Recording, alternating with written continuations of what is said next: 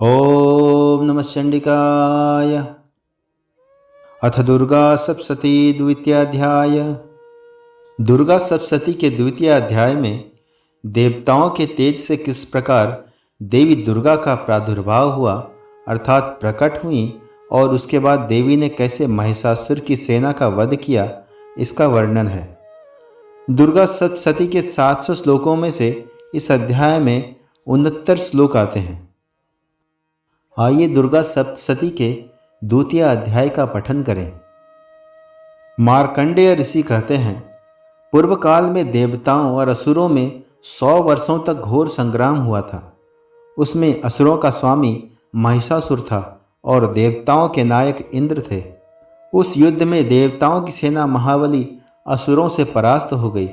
संपूर्ण देवताओं को जीतकर महिषासुर इंद्र बन बैठा। तब पराजित देवता प्रजापति ब्रह्मा जी के साथ उस स्थान पर गए जहाँ पर भगवान शंकर और विष्णु विराजमान थे। देवताओं ने महिषासुर के पराक्रम तथा अपनी पराजय का पूरा वृत्तांत उन दोनों देवेश्वरों से कहा। वे बोले, भगवान सूर्य, इंद्र, अग्नि, वायु, चंद्रमा, यम, वरुण तथा अन्य देवताओं के अधिकार छीनकर महिषासुर स्वयं ही सबका अधिष्ठाता बना बैठा है। उस दुरात्मा महिष ने समस्त देवताओं को स्वर्ग से निकाल दिया है। अब वे मनुष्यों के भांति पृथ्वी पर विचरण करते हैं। दैत्यों की यह सारी करतूत हमने आपसे कह सुनाई। अब हम आपकी शरण में हैं।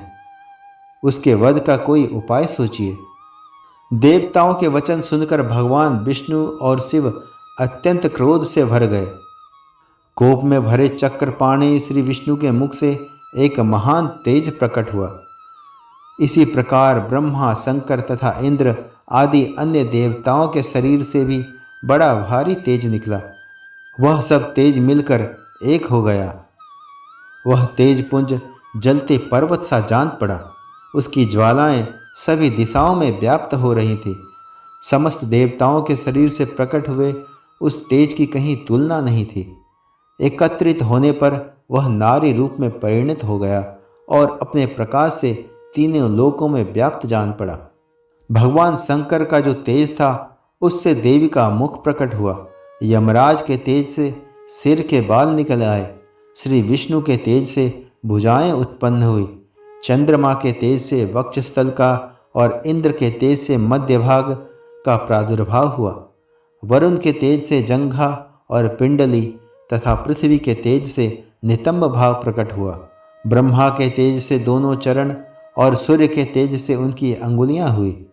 वसुओं के तेज से हाथों की अंगुलियां और कुबेर के तेज से नासिका प्रकट हुई।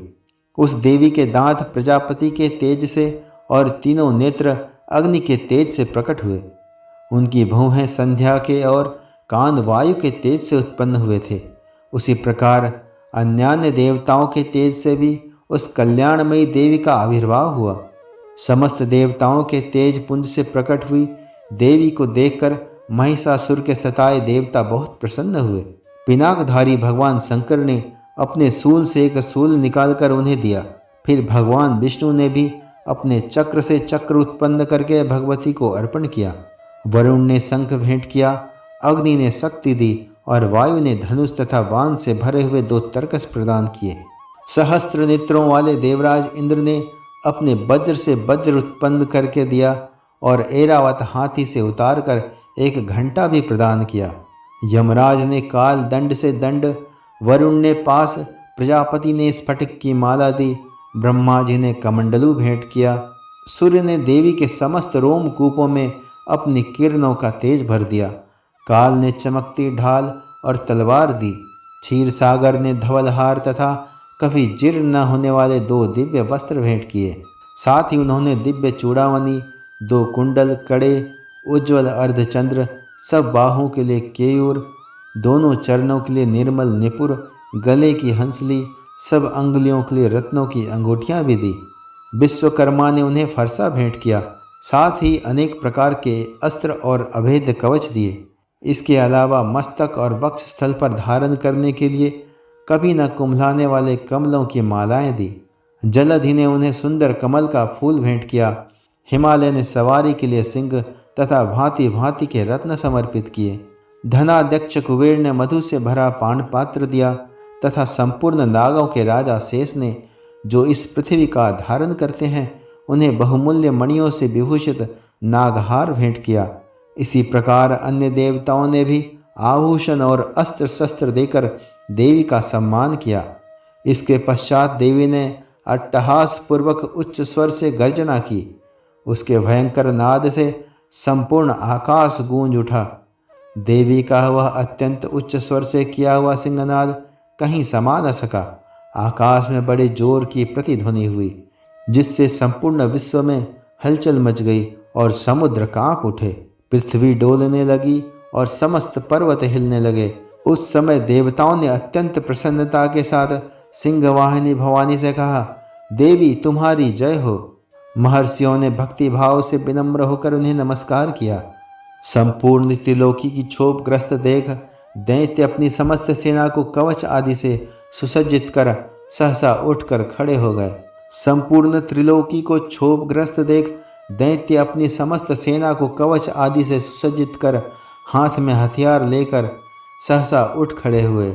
महिषासुर ने बड़े क्रोध में आकर कहा, यह क्या हो रहा है? फिर वह असुरों से घिरकर उस सिंहनाद की ओर लक्ष्य करके दौड़ा और आगे पहुंचकर उसने देवी को देखा, जो अपनी प्रभा से तीनों लोकों को प्रकाशित कर रही थी। उनके चरणों के भार से पृथ्वी दबी जा रही थी। माथे के मुकुट से आकाश में रेखा से खींच रही थी। अपने धनुष की टंकार से वह सातों पातालों को क्षुब्ध कर देती थी। देवी अपनी 1000 भुजाओं से सभी दिशाओं को आच्छादित करके खड़ी थी। उनके साथ दैत्यों का युद्ध छिड़ गया। नाना प्रकार के अस्त्र शस्त्रों के प्रहार से दिशाएं उद्भासित होने लगीं। चिक्षुर नामक असुर महिषासुर का सेना नायक था। वह देवी के साथ युद्ध करने लगा। चतुरंगनी सेना लेकर चामर भी लड़ने लगा। 60,000 रथियों के साथ आकर उद्दग्र नामक महादैत्य ने लोहा लिया। 1 करोड़ रथियों को साथ लेकर महाहनु नामक दैत्य युद्ध करने लगा। तलवार के समान तीखे रोए वाला असीलोमा नामक असुर 5 करोड़ रथी सैनिकों सहित युद्ध में आ डटा। 60 लाख रथियों से घिरा बास्कल नामक दैत्य भी उस युद्धभूमि में लड़ने लगा। परिवारित नामक राक्षस हाथी सवार और घुड़सवारों के अनेक दलों तथा 1 करोड़ रथियों की सेना लेकर युद्ध करने लगा। बिड़ाल नामक दैत्य 5 अरब रथियों से घिरकर लोहा लेने लगा। इनके अतिरिक्त और भी हजारों महादैत्य रथ, हाथी और करोड़ों की सेना साथ लेकर देवी के साथ युद्ध करने लगे। स्वयं महिषासुर रणभूमि में सहस्त्र रथ, हाथी और करोड़ों की सेना से घिरा हुआ खड़ा था। वे दैत्य देवी के साथ तोमर, भिंदीपाल, शक्ति, मूषल, खड्ग, परशु और पट्टिस आदि अस्त्र शस्त्रों के प्रहार करते हुए युद्ध कर रहे थे। देवी ने क्रोध में भरकर खेल खेल में ही अपने अस्त्र शस्त्रों की वर्षा करके दैत्यों के समस्त अस्त्र शस्त्र काट डाले। उनके मुख पर परिश्रम या थकावट का लेस मात्र भी चिन्ह नहीं था। देवता और ऋषि उनकी स्तुति करते थे और वे भगवती परमेश्वरी दैत्यों पर अस्त्र शस्त्रों की वर्षा करती रहीं। देवी का वाहन सिंह भी क्रोध में भरकर गर्दनों के बालों को हिलाता हुआ असुरों की सेना में इस प्रकार विचरने लगा, मानो वनों में दावा नल फैल रहा हो। रणभूमि में दैत्यों के साथ युद्ध करती हुई अंबिका देवी ने जितने निश्वास छोड़े, वे तत्काल सैकड़ों हजारों गणों के रूप में प्रकट हो गए और परशु, भिंदीपाल, खड्ग तथा पट्टिस आदि अस्त्रों द्वारा सुरों का सामना करने लगे। देवी की शक्ति से बढ़े हुए वे गण असुरों का नाश करते हुए नगाड़ा और शंख आदि बजाने लगे। उस संग्राम महोत्सव में कितने ही गण मृदंग बजा रहे थे। तदंतर देवी ने त्रिशूल से, गदा से, शक्ति की वर्षा से और खड्ग आदि से सैकड़ों महादैत्यों का संहार कर डाला। कितनों को कांटे के भयंकर नाद से मूर्छित करके मारा। बहुतेरों को पास से बांधकर धरती पर घसीटा। अनगिनत दैत्य उनकी तलवार की मार से टुकड़े हो गए। कितने ही गदा की चोट से घायल हो धरती पर सो गए। कितने ही मूसल की मार से रक्त बमन करने लगे। बाज की तरह झपटने वाले दैत्य अपने प्राणों से हाथ धोने लगे। कुछ की बाहें छिन्न भिन्न हो गई। कितनों के गर्दन मस्तक कट कर गिरे। मस्तक कट जाने पर भी फिर उठ जाते और केवल धड़ के रूप में ही युद्ध करने लगते। दूसरे कबध युद्ध के बाजों की लय पर नाचते। कितने ही बिना सिर के धड़ हाथों में खड़ग और शक्ति लिए दौड़ते थे तथा दूसरे महादैत्य ठहरो ठहरो यह कहते हुए देवी को युद्ध के लिए ललकारते थे। जहाँ संग्राम हुआ वहाँ की धरती देवी के गिराए हुए रथ, हाथी, घोड़े और असुरों की लाशों से ऐसी पट गई थी कि वहाँ चलना फिरना असंभव हो गया था। दैत्यों की सेना में हाथी, घोड़े और असुरों के शरीरों से इतनी अधिक मात्रा में रक्तपात हुआ था कि थोड़े ही देर में वहाँ खून की बड़ी बड़ी नदियाँ बहने लगी। जगदम्बा ने असुरों की विशाल सेना को क्षण भर में नष्ट कर दिया, ठीक उसी तरह जैसे तृण और काठ के भारी ढेर को आग कुछ ही क्षणों में भस्म कर देता है। सिंह भी गर्दन के बालों को हिला हिलाकर जोर जोर से गर्जना करता हुआ दैत्यों के शरीरों से मानो उनके प्राण चुन लेता था। वहाँ देवी के गणों ने भी उन महादैत्यों के साथ ऐसा युद्ध किया जिससे आकाश में खड़े देवतागण उन पर बहुत संतुष्ट हुए और फूल बरसाने लगे। इस प्रकार दुर्गा सप्तशती का यह दूसरा अध्याय पूरा हुआ। ओम नमः चंडिकाय।